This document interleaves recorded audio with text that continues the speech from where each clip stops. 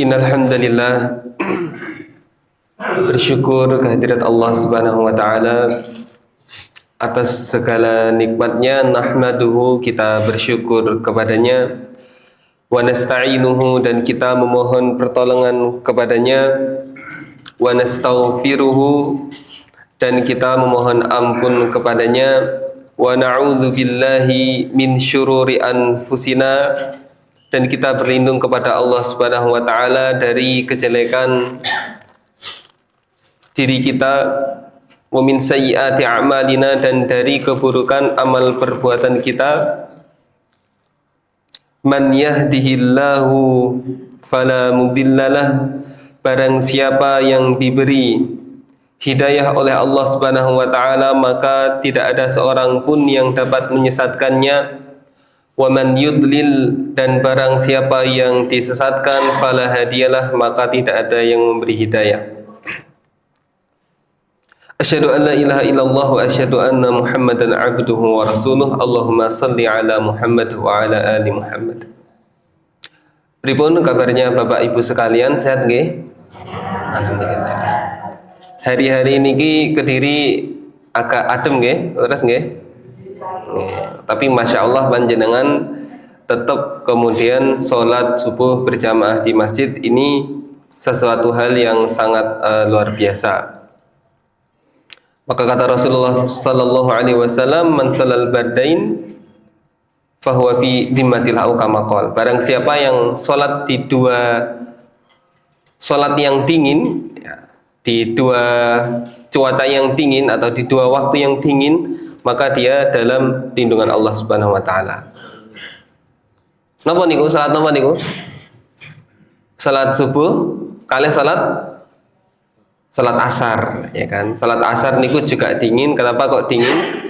Karena kadang habis bangun tidur ya, yang di rumah masih dingin ya. Baik, Bapak Ibu yang dirahmati Allah Subhanahu wa taala, insyaallah pada subuh kali ini kita akan membahas tentang syukur. Nah, ternyata di sana ada perbedaan antara kemudian penamaan syukur dengan hamd atau pujian ya. Kita baca saja ya. Ditulis oleh Syekh Ahmad Abu Aid. Makalah yang ditulis oleh beliau. Baik, yang pertama adalah tentang pengertian syukur. Syukur secara bahasa diambil dari kata syakara yashkuru, wa huwa irfanul ihsan wa nashrih, yaitu kita mengakui dan meyakini, mengetahui kebaikan dan menyampaikannya. Terus kemudian kenapa dikatakan bahwa Allah Subhanahu wa taala itu maha syukur juga, asyakur, ya kan? Salah satu nama Allah Subhanahu wa taala itu adalah karena kenapa? Karena Allah itu al-mujazah ya, wasana al-jamil. Karena Allah itu memberi balasan yang baik ya. Seperti itu. Nanti ada ayatnya. Ini fa ma'nahu annahu, nah, maka Allah Subhanahu wa taala itu membalas ya amal kita yang sedikit ini, kemudian dilipat gandakan. Nah, itu makna syukur dari Allah Subhanahu wa taala. Contoh, walillahil matsalul a'la. Ini sebagai perumpamaan saja. Misal kita kemudian diberi sama seseorang. Diberi mungkin 100.000 ya kan. Mungkin anak-anak ya dikasih amplop sama Pak Lek sama Pak D-nya 100.000. Kemudian sebagai orang tua kita tahu bahwa adik kita tersebut itu sebenarnya mungkin secara ekonomi lebih di bawah kita. Tapi karena beliau ngasih 100.000, maka kita kemudian mungkin kita punya pekerjaan, kita menawarkan kepada beliau pekerjaan. Mungkin kita punya sepeda, kita hadiahkan kepada beliau. Padahal cuma 100.000 dapat lebih banyak. Sebagaimana itu pula ya, walillahil matsalul a'la, Allah punya perumpamaan yang tertinggi yang tidak bisa diserupakan.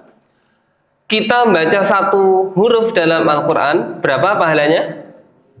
10. Bismillahirrahmanirrahim 19 huruf. Alif lam mim 3 huruf. 3 kali 10 berarti 30. Terus gimana saat misal belum hafal banyak surat dalam Al-Quran? Baca Bismillahirrahmanirrahim berkali-kali aja, ya kan? Itu sudah 19 kali 10, 190. Apalagi kalau kemudian terbata-bata, kan dikatakan 2 pahala, 2 kali 10 kali sekian, ya kan? Kemudian sedekah, kata Allah Subhanahu wa taala di dalam surat Al-Baqarah, dilipat gandakan bisa sampai 700 kali lipat. Kemudian di dalam Lailatul Qadar. Nah, ini adalah bentuk-bentuk ya kenapa Allah Subhanahu wa taala dinamakan Asy-Syakur. Yang pertama adalah tadi ya, melipat gandakan amal kita yang sedikit. Yang kedua apa? Karena Allah Subhanahu wa taala mengampuni dosa-dosa kita yang banyak. Jadi ada 2 hal. Yang pertama karena Allah melipat gandakan amal, dan yang kedua adalah karena Allah mengampuni dosa-dosa kita yang banyak. Ya, secara istilah ya, huwa zuhuri athari ni'matillahi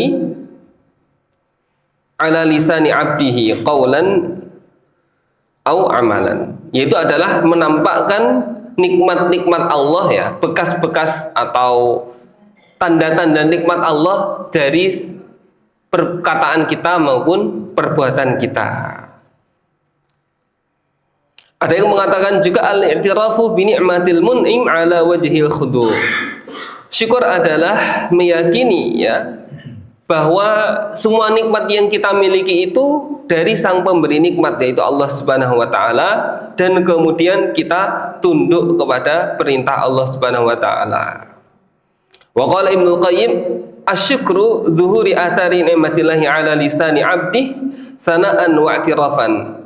Nah, jadi kalau menurut Ibnul Qayyim ada 3 makna syukur ya. Ada 3 makna syukur. Yang pertama adalah menampakkan nikmat Allah Subhanahu wa taala pada lisan kita ini, yaitu dengan memuji dan mengakui, wa ala qalbihi syuhudan wa mahabbatan, dan dari segi hati kita menyaksikan ya, kita bersaksi bahwa kemudian semua nikmat itu dari Allah Subhanahu wa taala.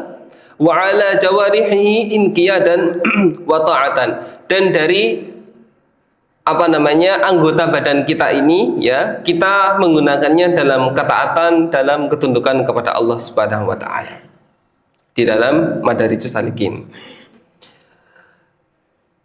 Jadi ada 3 nggih. Yang pertama dengan hati, dan itu tingkatan yang paling tinggi. Jadi kita mensyukuri semua nikmat Allah. Kata Allah Subhanahu wa taala, "Wa ma bikum min ni'matin faminallah." Apa-apa yang ada pada diri kita ini semuanya itu dari Allah Subhanahu wa taala. Apa-apa yang disebut dengan nikmat semuanya itu dari Allah Subhanahu wa taala. Kemudian kita mengucapkan alhamdulillah. Kemudian kita bercerita. Nanti ada ayat di surat yang sudah kita hafal, wa amma bi ni'mati rabbika fadis, dan terhadap nikmat Tuhanmu maka ceritakanlah. Jadi sunnah ya bagi kita untuk menceritakan nikmat Allah yang diberikan kepada kita.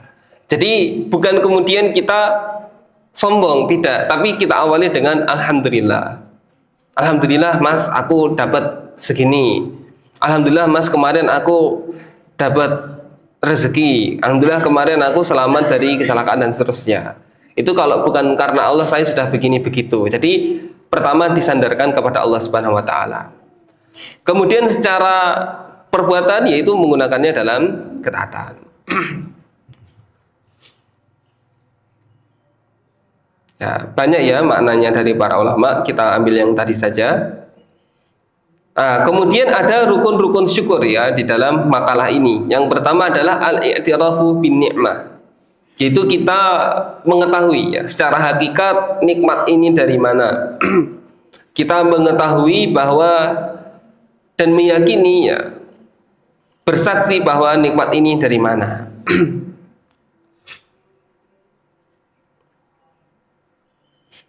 Jadi di sini dikatakan jangan sampai ya kita menganggap bahwa makhluknya Allah Subhanahu wa taala itu sebagai pemberi rezeki ya. tetapi itu adalah wasilah ya, wasilah. Mau itu pekerjaan, mau itu manusia, mau itu kemudian jabatan dan sebagainya, itu adalah wasilah ya, adalah wasilah. Tetapi sejatinya yang memberi kita rezeki adalah Allah Subhanahu wa taala.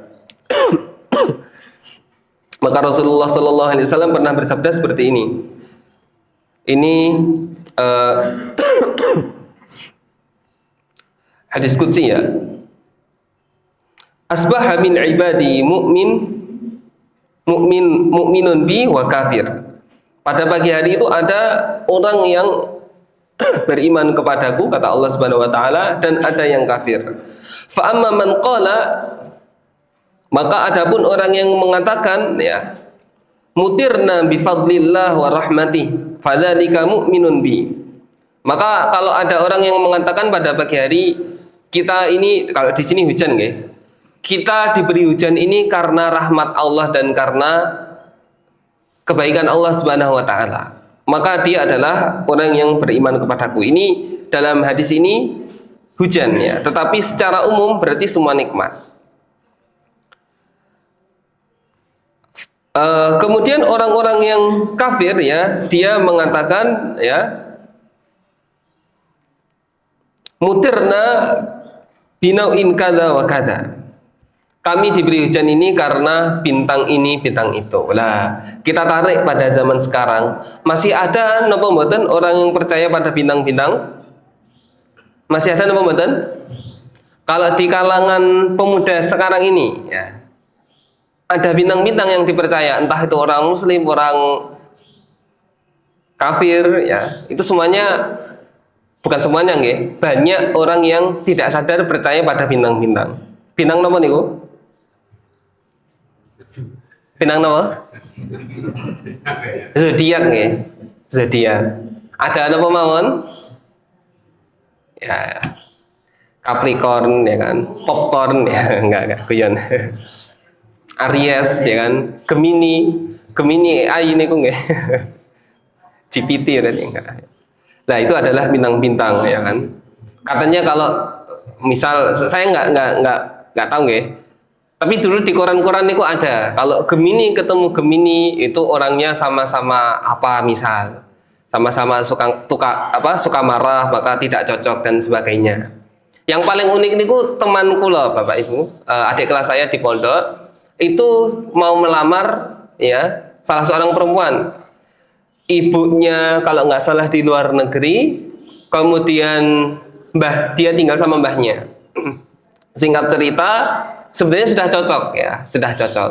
Kemudian adik mbahnya itu, dia ini apa namanya, suka untuk kemudian mempelajari napa nggih, ilmu titen Jawa, ya kan? Ilmu titen Jawa. Kalau biasanya niku kan weton nggih, terus nggih. Misal seperti itu, apa hari meninggalnya orang tuanya dan sebagainya begitu. Tapi yang jadi acuan bukan itu, saya baru tahu lagi. Jadi ngukur dari rumahnya. Rumahnya itu kalau sebentar, kalau sana niku berarti arahnya mana?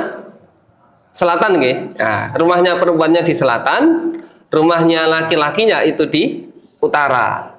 Utara agak ke barat sedikit. Berarti L gini nggih, L gini. Kalau ditarik lurus itu seperti ini. Kemudian kata adik mbahnya apa? Sampean niki gak cocok, Mas. Nyapa gak cocok ke? Karena rumah sampean ke rumah anak putuku iki sama dengan menghadap kiblat. Itu kan menghadap kiblat bagus nggih? Selatan menghadap kiblat kan nanti kan ke barat nggih, maksudnya gini. Tapi maksudnya apa? Maksudnya adalah karena kalau orang meninggal niku kan wafatnya kan dihadapkan kiblat nggih. Jadi jangan, Mas. Engko lek sama nikah, engko kejadian kayak bapake putuku iki ya meninggal ya kan. Gak lama kemudian meninggal. Ya, itu baru lagi ya kan. Sampai teman saya ini kan mondok, nggih, belajar tauhid, belajar akidah. Dia tahu bahwa mendatangi dukun kan nggak boleh ya kan. Dia kemudian mendatangi salah satu ilmu titen Jawa, ya kan? Ahli ilmu titen Jawa yang terkenal di TikTok. Saya kok nggak tahu ya namanya siapa. Waktu itu tanya cuman lupa namanya siapa. Lah, si mbah ini mengatakan gini, oh ya gak ngono le, lek ngono kuwi berarti ya gak percaya ngene Gusti Allah. Lah, sing ahli ilmu titen Jawa aja cek menyebut kata Allah Subhanahu wa taala ya gitu. Jadi dalam Islam itu, di dalam usul fikih itu sebenarnya adat istiadat itu boleh ya. Adat istiadat itu boleh kalau kemudian tidak bertentangan dengan syariat. Jadi kita nggak bisa misal apa namanya batik ini kan, batik kan produk budaya. Apakah kemudian batik haram dan sebagainya? Oh enggak. Kita lihat dari apakah dia melanggar batas-batas akidah, melanggar batas syariat seperti itu. Lah kita tidak sedang membahas itu. Kemudian rukun yang kedua setelah apunten nggih niki agak batuk ya. Tadi ada Bapak yang batuk juga ya, berarti kita samang ya. Sedang diampuni dosanya semoga. Kita doakan semoga Bapak Ibu saudara kita atau tetangga kita yang sakit, semoga Allah Subhanahu wa taala beri kekuatan dan kesembuhan. Yang kemudian terlilit hutang, semoga Allah Subhanahu wa taala mudahkan untuk melunasi. Dan saudara-saudara kita yang ada di Palestina, di Uighur dan belahan dunia lain, muslim-muslim yang terjajah, semoga Allah Subhanahu wa taala bebaskan. Amin amin ya rabbal alamin.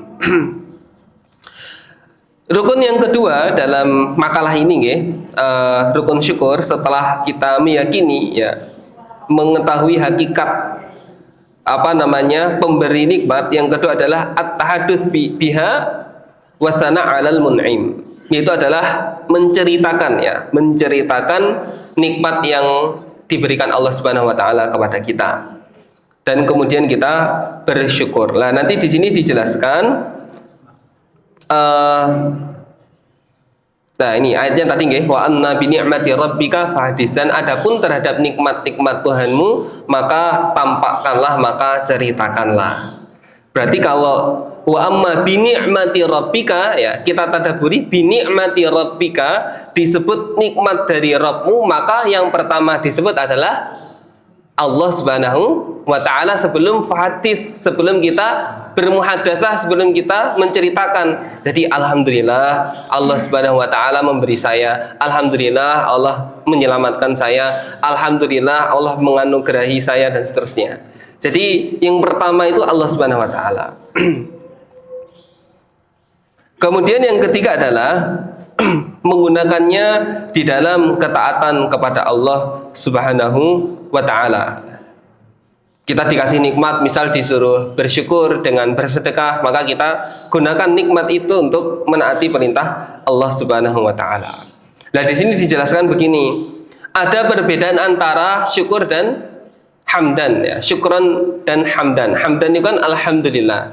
Alhamdulillah, pujian bagi Allah, segala puji bagi Allah, itu adalah syukur kita dengan lisan dan hati. Adapun dengan perbuatan itu adalah disebut dengan syukur kalau dalam bahasa Arab. Maka adanya adalah sujud syukur ya, bukan sujud hamdi ya, karena bersyukur dengan anggota badan itu adalah disebut dengan syukur. Nah begitu. Kemudian Bapak Ibu yang dirahmati Allah Subhanahu wa taala, ini pembahasannya panjang sekali ya. Ini sudah tadi. Fadlu syukur wa syakirin ya, keutamaan syukur dan orang yang bersyukur. Pertama adalah min asma'illah. Syukur adalah salah satu nama Allah Subhanahu wa taala, yaitu asyakir atau asyakur tadi yang kita sudah jelaskan bahwa Allah Subhanahu wa taala itu maha bersyukur. Loh, gimana maha bersyukur? Yang ngasih nikmat Allah kok Allah bersyukur? Artinya di sini adalah berterima kasih. Bagaimana berterima kasihnya Allah tadi? Kalau kita beramal sedikit, dilipat gandakannya banyak. Kalau kita berdosa, kita dihitung satu, dan kemudian ada potensi untuk dimaafkan kalau beristighfar, bertaubat.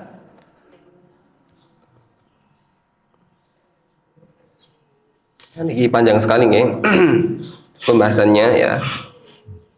Mungkin Asyukru sifatul anbiya. Ya, kita langsung aja bahas. Yang kedua adalah asyukru sifatul anbiya. Syukur niku salah satu sifat para nabi ya. Salah satu sifat para nabi. Yang ketiga adalah Allah Subhanahu wa taala memerintahkan kita untuk bersyukur. Salah satunya dalam firman Allah Subhanahu wa taala, "Fadhkuruni adzkurkum washkuruni wa la takfurun." Kata Allah Subhanahu wa taala, maka ingatlah ya kalian kepadaku, maka aku akan mengingat kalian. Bersyukurlah kalian kepadaku dan janganlah kalian mengkafiriku atau mengkufuriku. Kemudian syukur adalah sifatnya orang-orang beriman. Nah, niki hadis yang sering kita dengar nggih. Ajaban li amril mu'min inna amrahu kullahu khairun. Walaysa dzaka li ahadin illa lil mu'min. In asabatu sarra syakara fakana khairan lahu wa in asabathu darra sabara fakana khairan lahu. Kata Rasulullah, sungguh mulia ya perkara orang mukmin. Dan enggak mungkin ini dilakukan kecuali oleh orang mukmin. Kalau diberi nikmat bersyukur, kalau diberi musibah bersabar. Kemudian syukur adalah sebab dari ridhonya Allah Subhanahu wa taala. Kata Allah dalam surat Az-Zumar, "Wa in tashkuru yardahu lakum." Kalau kalian bersyukur, Allah akan ridho kepada kalian. Kemudian yang keenam, bahwa syukur ini menjaga dari azab Allah Subhanahu wa taala, menjaga kita dari azab Allah. Kata Allah dalam surat An-Nisa, ini Masya Allah sekarang ya, "Ma yaf'alullahu bi'adzabikum in syakartum wa amantum." Allah tidak akan mengadab kalian kalau kalian bersyukur dan kalian beriman. Kemudian syukur juga sebab ditambahnya nikmat Allah Subhanahu wa taala. Gimana ayatnya? Wa idza adzana rabbukum la in syakartum la azidannakum wa in kafartum inna adzabi lasyadid. Nah, ini banyak sekali nggih ya. Kita cukupkan aja sampai ya di sini. Alab bisyukur.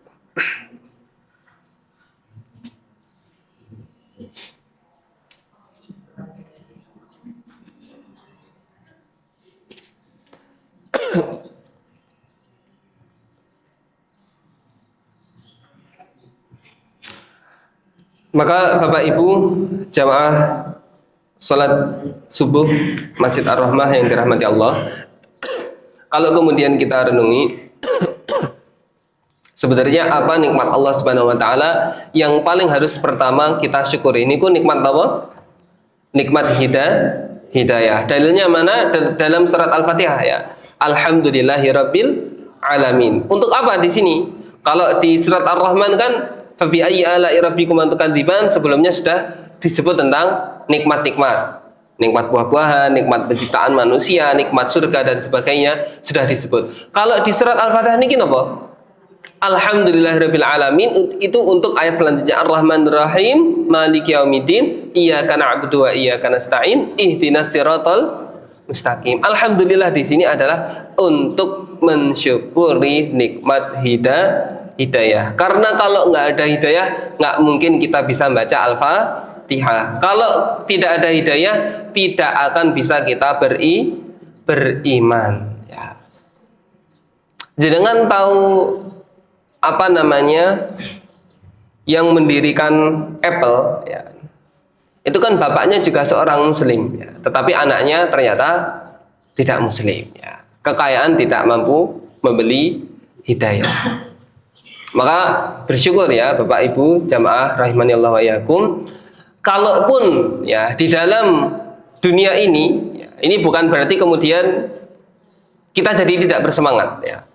Ada hadis yang dikatakan oleh Rasulullah sallallahu alaihi wasallam bahwa di akhirat nanti ada dua orang. Yang pertama ini mukmin tapi di kehidupan dunia paling sengsara. Yang kedua orang kafir tapi di kehidupan dunia paling terkenal, paling enak hidupnya ya, tidak pernah merasakan yang namanya kesedihan atau kesusahan.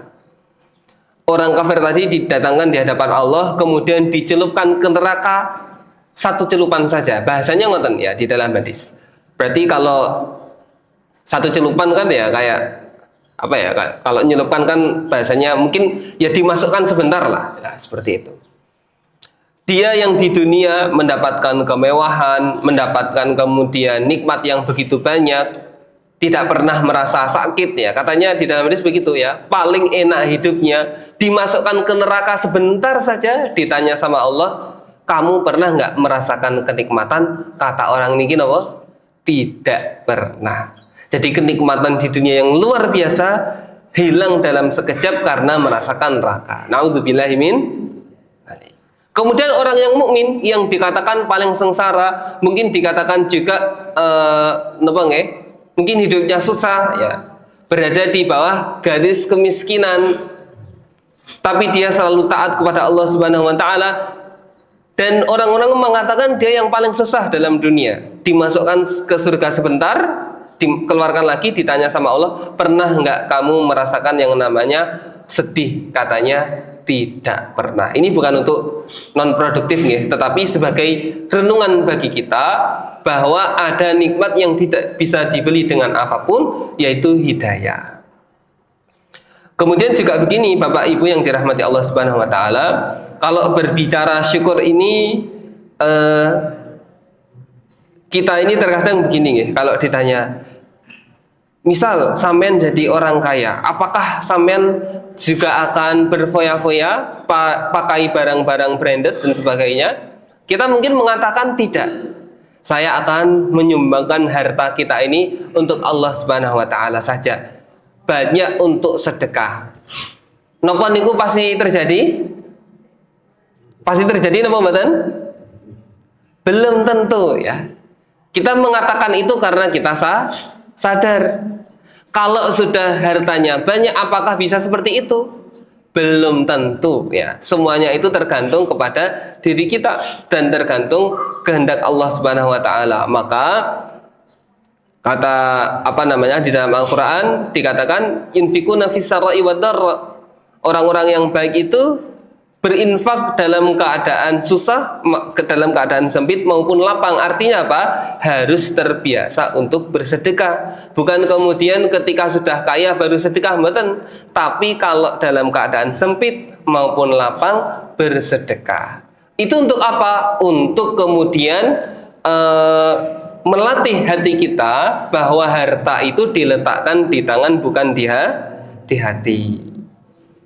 Maka inna lillahi wa inna ilaihi rajiun, sesungguhnya kita semuanya ini milik Allah dan kita pasti akan kembali kepadanya. Artinya nopo? Kalau saya tadaburi, setiap kemudian kita merasa nikmat yang Allah berikan kepada kita itu kok dari kita, bukan dari Allah Subhanahu wa taala, tinggal tunggu tanggal mainnya, Allah akan mengambil nikmat itu.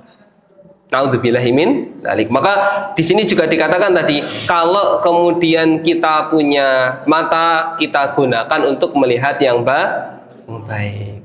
Yang buruk tidak usah diceritakan. Di sini dikatakan begitu. Kalau kita mendengar yang baik, kita sampaikan. Kalau mendengar yang buruk, kita berhenti. Kalau kita kemudian punya harta yang baik, kita gunakan di dalam ketaatan, bukan dalam kemaksiatan.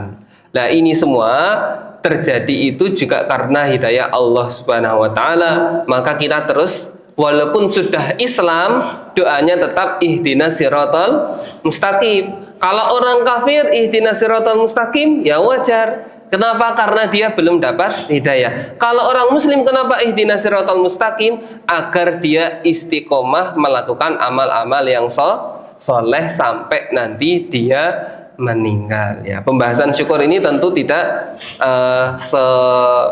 secepat ini nih Bapak Ibu, tetapi kita harus terus berlatih untuk bersyukur. Sebagai penutup ada hadis dari Rasulullah Sallallahu Alaihi Wasallam ketika beliau, semuanya sudah tahu ya rata-rata, beliau niku tahajud sampai kakinya bengkak. Kemudian ditanya sama Aisyah, wahai Rasulullah, kurang lebihnya jenengan ini kan sudah diampuni dosa yang lalu dan yang akan datang. Jenengan Nabi, kenapa kok sholat tahajudnya seperti ini? Kata Rasulullah apa? Afala akuna abadan syakura. Nggak bolehkah aku ini jadi hamba yang bersyukur? Jadi beliau seperti itu dalam rangka bersyukur kepada Allah Subhanahu wa taala. Panjenengan yang menjadi pedagang, yang menjadi owner bisnis dan sebagainya, ataupun usaha apapun itu pasti akan merasakan dan pasti sudah pernah merasakan kalau kemudian bersedekah pasti nanti akan Allah ganti dengan yang lebih baik, entah itu dalam bentuk pemasukan yang lebih besar ataupun dalam bentuk yang lain. Pernah merasakan sedaya nggih? Insyaallah nggih. Insyaallah. Tapi dalam kita bersyukur, dalam kita sedekah, jangan kita mengharap balasan dari Allah. Ya Allah, aku sedekah 100.000, kembalikan kalau 700 kali lipat, pinten berarti? 100.000 kali 700 70 juta. Ya Allah, kembalikan dalam 70 juta. Nggih mboten ngoten ya. Allah Subhanahu wa taala itu sudah tahu ya, sudah tahu kita. Maka yang punya ilmu, misal punya ilmu bahasa, disampaikan kepada orang. Bisa bahasa Arab diajarkan, bisa bahasa Inggris diajarkan. Yang belum ini kita jarang sekali orang yang belajar bahasa Yahudi. Padahal Rasulullah itu memerintahkan sahabatnya untuk mempelajari bahasa Yahudi. Kenapa? Untuk jaga-jaga orang Yahudi ini suka membuat berita palsu, ya, berita palsu. Jadi kalau kita ingin menguasai suatu kaum, kita pahami bahasanya. Ini sebagai penutup, guys. Sebagai penutup, ya terakhir, sebagai renungan juga bagi kita bahwa kita ini betulkah umat Muslim? Betulkah kita ini pantaskah ya? Kalau betul, insya Allah betul. Tapi pantaskah kita ini disebut umatnya Nabi Muhammad? Pantaskah kita disebut sebagai pengikutnya Nabi Muhammad? Di tahun sebelum kemerdekaan Indonesia, itu Belanda mengutus yang namanya Snok Hurgronje untuk kemudian belajar Islam di Mekah, ya, sampai menikah di sana dan seterusnya. Tapi saya nggak lagi menceritakan itu. Beliau itu kan diutus Belanda ke sana mempelajari Islam, kemudian kembali ke Belanda, di sana tinggal anak dan istri. Kembali ke Belanda, terus kemudian ditugaskan ke Aceh untuk kemudian menyampaikan pemahaman-pemahaman yang keliru. Di Indonesia disebut dengan syekh dan seterusnya. Sebelum beliau ini, ya, ada orang namanya, kalau nggak salah nggak, A.J. Wessing, nanti jenengan cari. Beliau ini adalah orang kafir, orang Yahudi yang pertama kali dalam sejarah Islam menuliskan indeks kitab hadis berjilid-jilid. Jadi kalau di dalam Al-Quran ada Al-Mufahrus itu nggih, dari Muhammad Fuad Abdul Baqi dan seterusnya, ada banyak. Kalau dalam hadis yang pertama kali buat indeks hadis itu beliau itu. Tapi yuk kafir, ya kan? Indeks ini pun apa toh? Kalau jenengan pernah baca buku kan di belakang ini kan pasti misal disebut kata misal tokoh ya, misal Pak Presiden Prabowo ya. Prabowo disebut di halaman berapa saja. Ini kan indeks nggih. Kalau indeks hadis berarti misal kata syukur. Syukur di hadis disebutkan di hadis napa mawon syukur yang ada kata syukurnya. Itu yang pertama kali buat adalah A.J. Wessing ini. Tujuannya apa? Kalau saya boleh menginterpretasikan, nggih. Orang Yahudi kan dikatakan ya'rifunahu kama ya'rifuna abna'ahum. Yahudi itu tahu, ahli kitab tahu Nabi Muhammad seperti anak mereka sendiri. Tahu karakternya Nabi Muhammad begini, tahu karakternya Nabi Muhammad begitu. Dan dikatakan dalam hadis bahwa Yahudi itu tahu Nabi Muhammad sebagaimana punggung telapak tangannya ini. Jadi tahu Nabi Muhammad ciri-cirinya seperti apa, ini tahu seperti punggung telapak tangannya sendiri. Artinya nopo? Mereka itu tahu kalau Nabi Muhammad Nabi terakhir. Nanti ada penelitian sejarahnya. Kenapa Yahudi yang ada di Syam itu bisa tiba-tiba pindah ke Madinah? Niku bukan tanpa tujuan. Niku karena mereka tahu bahwa Nabi terakhir itu akan diutus di tempat yang banyak kurmanya. Mereka tahu Bapak Ibu sebenarnya Nabi Muhammad di Mekah napa Madinah awalnya? Di Mekah napa Madinah, Ibu-ibu? Di Mekah nggih? Di Mekah. Di dalam bahasa Ibrani, ya ini teman saya yang meneliti, itu disebutkan bahwa di kitab perjanjian lama di kitabnya Yahudi itu disebut dengan Makoraba, Mekah Al-Mukarramah. Di mereka disebut Makoraba kalau tidak salah. Maka mereka pindah ke Mekah. Karena mereka ini menyembah Allah, tidak suka dengan kemusyrikan, Quraisy menyembah patung, mereka nggak suka, akhirnya menetap dulu di Madinah. Berarti apa? Mereka tahu Nabi Muhammad itu adalah utusan Allah yang terakhir. Maka biar dari golongan mereka, ya mereka pura-pura masuk di situ, nanti biar bisa dikatakan itu anakku dan seterusnya. Atau dibunuh kalau susah diatur. Nah, singkat cerita, artinya Yahudi niku tahu bahwa Nabi Muhammad itu pasti menyampaikan hal-hal yang benar. Sekarang saya tanya, yang memimpin dunia sekarang orang Muslim atau orang Yahudi? Rata-rata orang Yahudi. Maka kemudian mereka belajar dari mana? Saya husnudzon itu dari hadis Nabi Muhammad Sallallahu Alaihi Wasallam. Misal dikatakan bahwa wa inna fil kalami lasihrun. Dalam perkataan ini kata Nabi nggih. Kalau di dalam riwayat lain wa inna fil bayani lasihrun. Dalam perkataan kita itu bisa menghipnotis orang. Ini perkataan Nabi. Artinya menghipnotis itu bisa orang tiba-tiba semula tidak bisa berubah jadi iya, semula iya bisa jadi tidak. Kemudian juga dikatakan dalam hadis bahwa tidak terjadi kiamat sampai banyak biduanita ya, dan seterusnya. Maka mereka apa? Melakukan ya industri musik besar-besaran. Banyak nggak musik yang kemudian menyelewengkan untuk hanya hawa nafsu? Banyak apa mbak? Banyak. Yang viral pasti yang tentang hawa nafsu. Yang tentang apa namanya religi biasanya jarang, ya kan? Artinya apa? Mereka sudah riset. Dari mana? Dari membuat indeks kitab hadis pertama. Nanti jenengan bisa searching di Google, ya kita lihat itu. Artinya apa? Oh, ternyata kita itu dikalahkan oleh musuh kita karena mereka barangkali lebih meneliti hadis Nabi Muhammad daripada umat muslim itu sendiri. Itu sudah berarti hampir 1 abad yang lalu. Ini masih ada bagi kita kesempatan untuk memperbaikinya. Wallahu alam. Kita juga di apa namanya jam'iyah atau ormas Muhammadiyah, maka kita harus terus meneliti ya hadis-hadis Nabi Muhammad itu, ya kan. Baru setelah beliau itu ada ulama yang membuat kitab indeks hadis ya.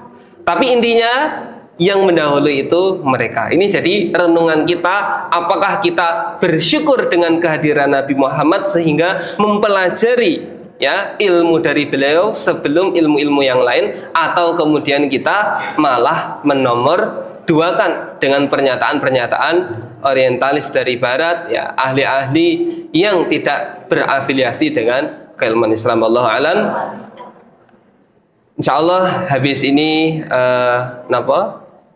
syuruk nih panjenengan bisa, yang belum haji ya kita bisa haji ya bareng-bareng secara pahala di sini ya. Di sini dulu ya. Kita akhiri dengan hamdalah dan doa kafaratul majelis. Alhamdulillahirabbil alamin. Subhanakallahumma bihamdika asyhadu an la ilaha illa anta astaghfiruka wa atubu ilaik. Syukran wa jazakumullah khairan. Kalau ada salahnya murni datang dari diri kami pribadi dan kami berlepas, sedangkan kebenaran mutlak datang dari Allah Subhanahu wa taala. Wassalamualaikum warahmatullahi wabarakatuh.